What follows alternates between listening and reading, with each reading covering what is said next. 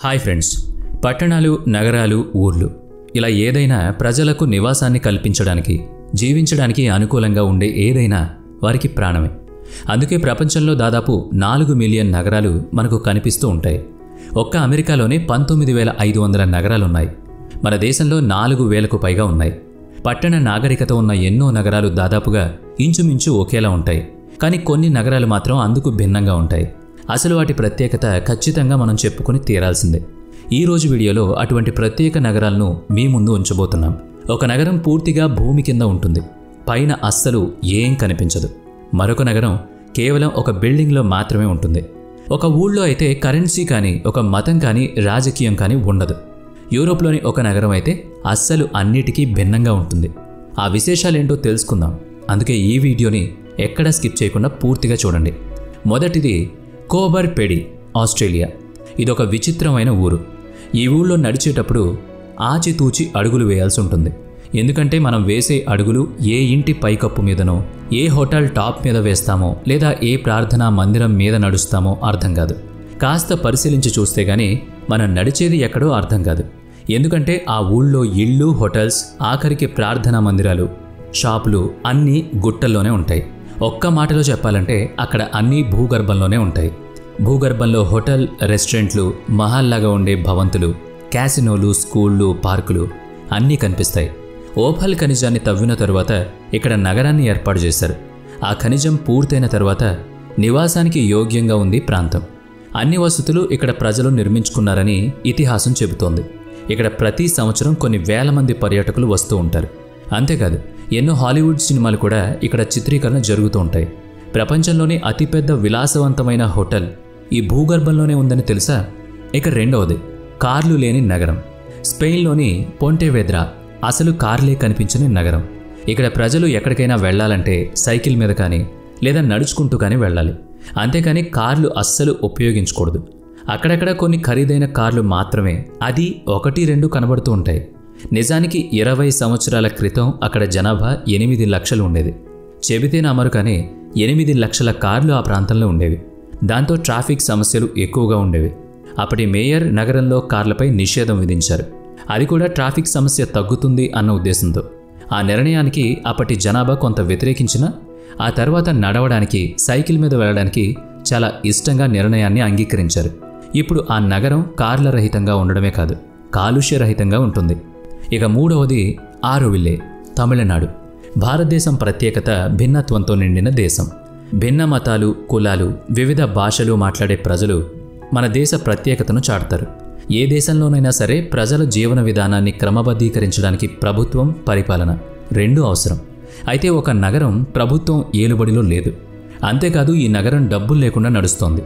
ఇంకా అత్యంత ఆశ్చర్యం కలిగించే విషయం ఏంటంటే ఈ నగరంలో నివసించడానికి, తినడానికి ఎలాంటి డబ్బులు అవసరం లేదు. ఇలాంటి నగరం మన దేశంలోనే ఉంది. డబ్బు లేని జీవితాన్ని ఆలోచించడానికి కూడా ఇష్టపడరు ఎవరు. డబ్బులు లేని జీవితం గురించి ఆలోచన వస్తే చాలు భయపడతారు కూడా. అయితే భారతదేశంలో డబ్బులు అవసరం లేకుండా నివసించడానికి వీలైన ఒక నగరం ఉంది. ఆ నగరంలో జీవించడానికి డబ్బు అవసరం ఉండదు. ఏ ప్రభుత్వం పాలించదు. అక్కడ కులం, మతం లేదు. ప్రభుత్వం, మతం, డబ్బులు అవసరం లేని ఈ నగరం పేరు ఆరోవిల్లే. వాస్తవానికి ఈ నగరాన్ని స్థాపించడం వెనుక ఉద్దేశం ఏమిటంటే సమాజంలో వివక్ష, అంటరానితనం లేకుండా ప్రతి ఒక్కరూ ఇక్కడే నివసించడం. ఆరోవిల్ నగరాన్ని 1968లో మీరా ఆల్ఫా స్థాపించారు. ఆరోవిల్ నగరాన్ని యూనివర్సల్ సిటీ అని కూడా పిలుస్తారు. ఈ నగరంలో ఎవరైనా వచ్చి స్థిరపడొచ్చు. సుమారు 50 దేశాల నుంచి ప్రజలు ఇక్కడ నివసిస్తున్నారు. సుమారుగా 24,000 జనాభా ఉంది ఇక్కడ. అయితే ఈ గ్రామంలో నివసించాలంటే ఒక్కటే షరతు. అదే సేవకుడిగా ఈ గ్రామంలో నివసించాల్సిందే. ఈ నగరంలో మతం లేదు. ఏ దేవతను పూజించరు. ఇక్కడ మాతృమందిరం అని పిలువబడే ఒక ఆలయం మాత్రమే స్థాపించబడింది. ఇక్కడ ప్రజలు ధ్యానం, యోగా వంటి కార్యక్రమాలు చేస్తారు. ఆధ్యాత్మికత ఎక్కువగా ఉండే ఈ ప్రాంతంలో ప్రజలు కేవలం వారికి ఇష్టమైన పనిని మాత్రమే చేస్తారు. ఇక్కడ దాదాపుగా అన్నీ ఉచితంగానే దొరుకుతాయి. ఇక్కడ మీరు ఖర్చు పెట్టాలి అనుకుంటే ఈ నగరానికి బయటకు వెళ్ళిన తర్వాతే ఏదైనా ఖర్చు చేయాలి. నగర నడిబొడ్డున ఆధ్యాత్మిక కేంద్రంగా పిలువబడే ఒక కట్టడం ఉంది. అందులో సకల మతాలకు సంబంధించిన వివరాలతో పాటు జ్ఞాన మందిరం కూడా కనిపిస్తుంది. 4 సార్లు అద్భుతమైన సిటీగా యునెస్కో అవార్డును కూడా ప్రదానం చేసింది. ఇక 4వది garbage city, Egypt. Manshiyat Nasir garbage సిటీగా పేరు పొందిన నగరం ఈజిప్ట్ రాజధానిగా ఉంటుంది. ఈజిప్ట్లోని ప్రతి నగరంలోని చెత్త మొత్తం ఇక్కడికి తీసుకురాబడుతుంది. ఇక్కడ ఆ చెత్తను రీసైక్లింగ్ చేసి ఉపయోగకరమైన వస్తువులుగా మారుస్తారు. అందుకే ఇల్లు, వాకిళ్ళు, బాల్కనీలు, పార్కులు ప్రతి చోట చెత్త మాత్రమే కనిపిస్తూ ఉంటుంది. అక్కడి కుటుంబాలు సాధారణంగానే చెత్తను క్రమబద్ధీకరించే, విక్రయించే పనిలో ప్రత్యేకత కలిగి ఉంటారు. పిల్లలు ఒక గదిలోని ప్లాస్టిక్ బాటిళ్లను క్రమబద్ధీకరిస్తారు. గుర్రం లేదా గాడిద ద్వారా, అలాగే బండ్లు తరచుగా పునర్వినియోగించగలిగిన వస్తువులతో 2.5 నుంచి 3 మీటర్స్ ఎత్తులో పేర్చబడి ఉంటాయి. ఇక 5వది ద విలేజ్ ఫ్లోరిడా. పదవీ విరమణ పొందిన తర్వాత ప్రశాంతమైన జీవితాన్ని కోరుకుంటున్నారా? అయితే ఖచ్చితంగా ఈ నగరానికి వెళ్లాల్సిందే. మన దగ్గర వృద్ధాశ్రమాలు ఎలా ఉన్నాయో ఈ పూర్తి నగరం అంతా వృద్ధాశ్రమాలే ఉంటాయి. నమ్ముతారా? చాలా ప్రశాంతమైన వాతావరణంలో బీచ్కి దగ్గరగా ఉంటుంది ఈ నగరం. ప్రశాంతమైన వాతావరణాన్ని కోరుకునేవాళ్ళు తమ చివరి రోజుల్లో అక్కడికి వచ్చి ఉండడానికి ఎంతో ఇష్టపడతారు. ఎటువంటి బాధరబందీ లేకుండా హాయిగా నివసించే ప్రాంతం ఇది. అలాగని యువత రారు అనుకుంటే పొరపాటే. కొన్ని రోజులు సంతోషంగా గడపాలి అని అనుకునేవాళ్ళు కుటుంబాలతో సహా ఇక్కడికి వచ్చి వెళ్తూ ఉంటారు. ఇక 6వది విలేజ్ ఆఫ్ నేకెడ్ పీపుల్. ప్రపంచంలోని కొన్ని బీచుల్లో మనం నగ్నంగా ఉండేవారిని చూసుంటాం. అది కొంతసేపు. కానీ ఒక నగరం మొత్తం అలా నగ్నంగా ఉంటే ఎలా ఉంటుంది? అసలు ఊహించగలరా? కానీ ఆ నగరం కూడా ఉంది. స్పెల్ ప్లెడ్జ్ విలేజ్ హెడ్ఫోర్డ్ షైర్లోని బ్రికెట్ వుడ్లో ఉండే నగరం ఇది. ఇక్కడ పసిపిల్లలు, యువతులు, యువకులు ఎవరైనా సరే నగ్నంగా కనిపిస్తారు. ప్రకృతికి దగ్గరగా ఉన్నామని భావిస్తారు. అక్కడ ప్రజలు దుస్తులు ధరించడానికి ఇష్టపడరు. 1929లో అసోల్ట్ రిచర్డ్స్ ఈ ప్రాంతాన్ని కనుగొనడం జరిగింది.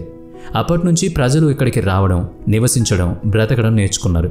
ఈ ప్రాంతాన్ని కనుక్కున్న నాటి నుంచి ప్రజలు ఇక్కడికి వచ్చి ప్రకృతితో మమేకమవడానికి, వివస్త్రులుగా ఉండడానికి నిర్ణయించుకున్నారు. అప్పటి నుంచి ఇప్పటి వరకు అలాంటి జీవితాన్ని కొనసాగిస్తున్నారు. 7వది ఉమేజా, ఉత్తర కెన్యా. ఉత్తర కెన్యాలోని ఈ నగరంలో కేవలం ఆడవాళ్లు మాత్రమే నివసిస్తారు. మగవాళ్లు ఒక్కళ్ళు కూడా ఉండరు. నిజానికి 1990 వరకు పురుషుల ఆధిపత్యం ఎక్కువగా ఉన్న ప్రాంతం అది.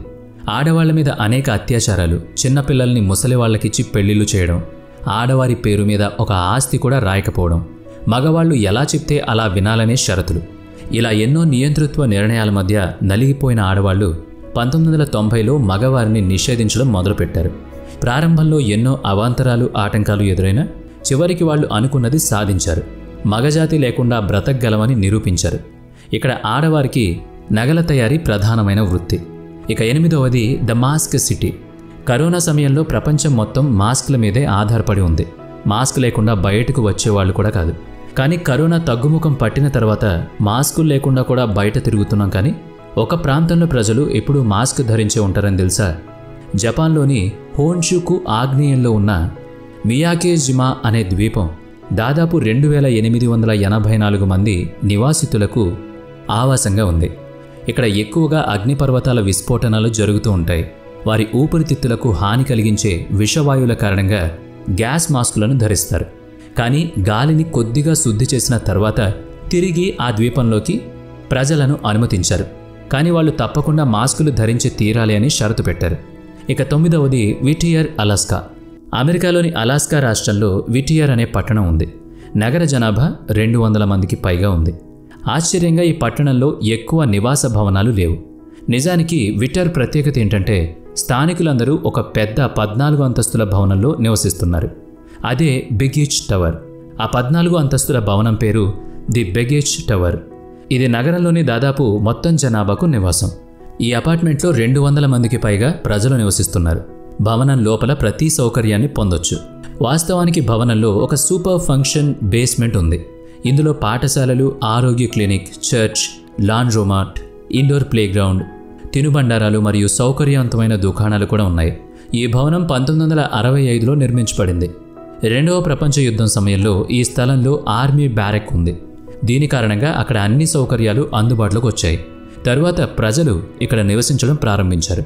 ఆ తర్వాత ఇది అపార్ట్మెంట్గా మారింది. మరి ఈ నగరాల గురించి మీ అభిప్రాయం మాకు కామెంట్ చేయండి. అలాగే ఈ వీడియో నచ్చితే లైక్ చేయండి, షేర్ చేయండి. ఇప్పటి వరకు మన ఛానల్ని సబ్స్క్రైబ్ చేసుకున్నట్లయితే ఇప్పుడే సబ్స్క్రైబ్ చేసుకుని బెల్ ఐకాన్ మీద క్లిక్ చేయండి. నెక్స్ట్ వీడియోలో మళ్ళీ కలుద్దాం. Thanks for watching.